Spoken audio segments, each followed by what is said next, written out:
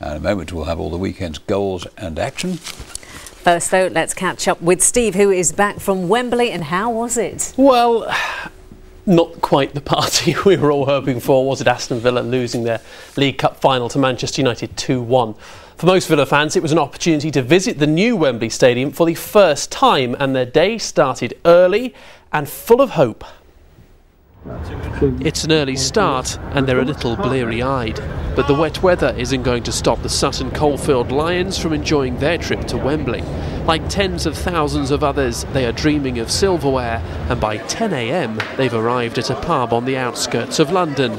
It's time for breakfast, a couple of pints, and pre-match contemplation. Really excited. It's going to be a cracking game. Don't think there's any doubts about the outcome. We're going to win. Yes, really looking forward to it. We're about 4.5 hours to go. The butterflies are going a little bit, getting a little bit apprehensive.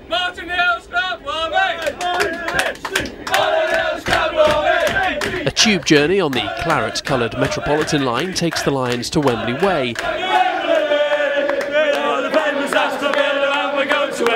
And the stadium where hopes can be realised or wrecked. It's great to be here. Hope we get the result. Can't wait. We're here, lads, we're here. After all the build-up, it was time for Aston Villa to give their fans a day to remember, and when Gabriel Agbonlahor's quick footwork was brought to an abrupt halt by Nemanja Vidic in the 4th minute, a penalty was given. But much to the frustration of manager Martin O'Neill, the offender wasn't sent off. James Milner had to face the United fans when he took the kick. He kept his cool, 1-0. But at the other end, Aston Villa's usually dependable defender Richard Dunn made a mistake. Michael Owen, making a rare start for United, handed out the punishment. Owen was forced off through injury before the break and replaced by Wayne Rooney, arguably the greatest player in English football, and he was full of running and determination. In the 74th minute, he placed a perfect header beyond Brad Friedel to make it 2-1. In the final minutes, both teams had chances, including a Heskey header that was tipped over the bar. For fans watching on the big screen at Villa Park, it was all getting very tense.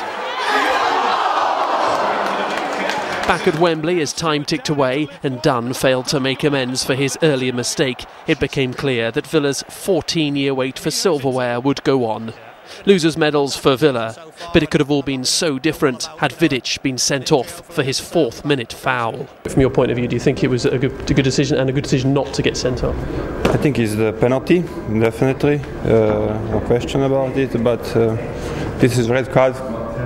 Some referee gives, some not. We've been being here and being so close, and like I say, performed pretty well and not quite got what we deserve. And after a good cup run, it's maybe giving us that extra incentive to go again. Good atmosphere from the Villa fans. Yeah, very good atmosphere. The supporters were very fine with us, and we have to say thank you for them.